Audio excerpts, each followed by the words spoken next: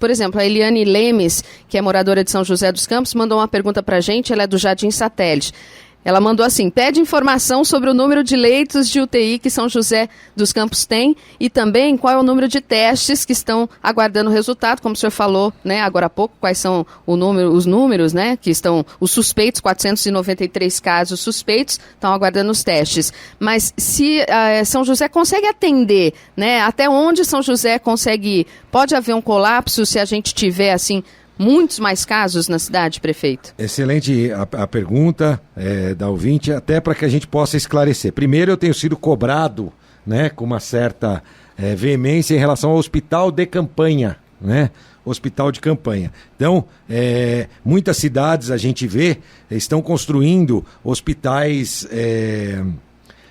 com barracas, lonas, por conta justamente da falta de leitos de UTI.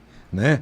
Em São José dos Campos nós temos uma situação um pouco diferente, né? E eu vou explicar para vocês. Nós temos 235 leitos de UTI, mais 35 leitos que estão sendo entregues à nossa expansão do Hospital Municipal.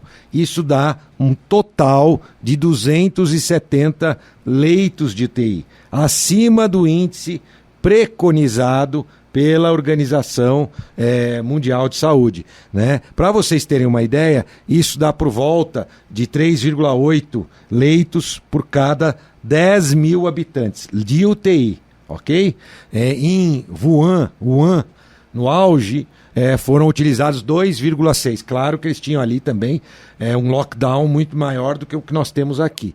Então, pelo que está preconizado pela Organização Mundial de Saúde, sim, o número de leitos de São José dos Campos está dentro daquilo que está preconizado. Por isso que você não vai ver a gente construindo grandes estruturas em áreas externas. Além disso, aí vamos falar dos outros leitos. Aí alguém pode me perguntar, mas todo leito de UTI tem respiradores?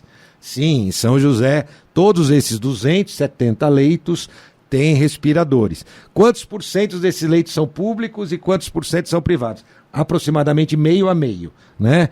Quem são os leitos públicos? O Hospital Municipal, que terão então 75 leitos de UTI, a Santa Casa, o Pio XII, o Hospital Regional, todos são os públicos. Quem são os privados? Toda a rede privada que a gente conhece de vários hospitais privados por aqui. Então, mais ou menos meio a meio. Mas qual é o total de leitos da cidade? Total de leitos da cidade 1.395 leitos na cidade toda, né? Aí são leitos que incluem leitos de UTI, tá certo? E leitos comuns. Você somando 1.395 mais 270, a gente tem o total de leitos da cidade. Aí a proporção é outra, por 1.000 habitantes, aí muda a forma de medir. São José tem 2,4 leitos por 1.000 habitantes, mas o que importa agora são os leitos de UTI. E por que isso é tão importante? Porque o paciente grave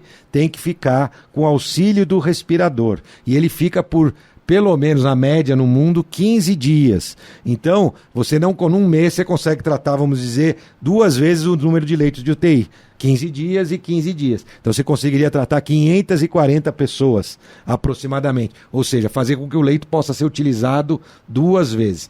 Então, claro, desde que eles fiquem os 15 dias, conforme o previsto, né?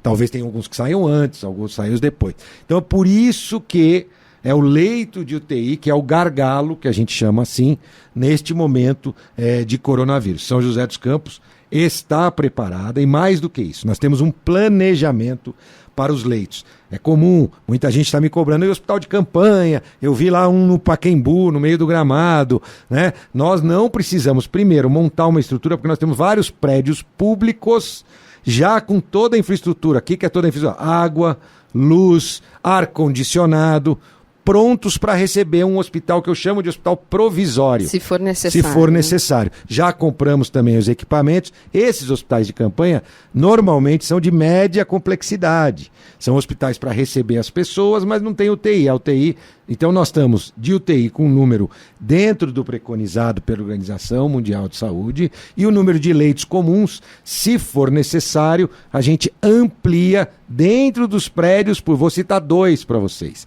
Hoje, a pediatria funciona no Luci Montoro, ao lado do Hospital Municipal, que era um local onde a gente fazia fisioterapia do governo do estado. A ação, o prédio é municipal, mas ali no Luci Montoro é utilizado para fazer fisioterapia, todos os tratamentos para aquelas pessoas que tiveram algum tipo de problema, né, de mobilidade, perderam uma perna, algum acidente, e ali faz essa reabilitação.